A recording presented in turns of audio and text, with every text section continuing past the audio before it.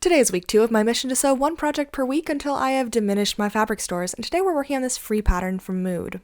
I often find Mood patterns to be quite oversized, but given that this is meant to be a large top, I went ahead and stuck with their recommended sizes. After cutting up this pretty green jacquard, I added all of the darts to the bodice panels, tying off the last stitch manually rather than backstitching to avoid puckering. Once all the darts are sewn, I stacked the bodice panels front and back right sides together so that I could sew the shoulders and the side seams. Because I can already sense this fabric fraying a bit, I also serged all of the raw edges. Then I moved on to the peplum portion, sewing the 3 panels together and then double rolling the hem. I also basted the top edge and gathered that to fit the panels of the bodice. I definitely for sure remembered to switch my machine back down to the regular size straight stitch when I sewed the peplum to the top.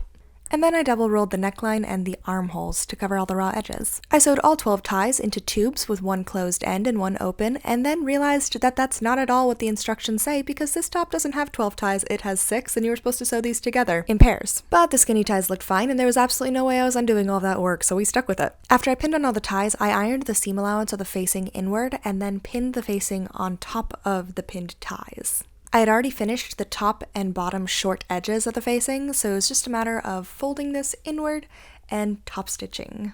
Because I wanted to be extra diligent about the longevity of this top, I went ahead and serged this last edge, only to immediately have disaster strike when my serger ate a chunk out of the shirt. I finished the facing as planned, and then added a bit of interfacing to the inside of the top to hold the triangle in place. Okay, I was just gonna go with jeans with this one, but the leather pants kind of make it slightly more fantasy character. Like fantasy but casual and everyday appropriate. I'm gonna be totally honest, this is not at all the kind of tank top I would normally wear. I prefer my tank tops to be cropped and fitted. This is very much long and loose, but it's quite comfy and dare I say kind of cute. I like it. I also really like it with this top one, just like doing the hanging open thing, kind of piratey. It's fun. What do you think?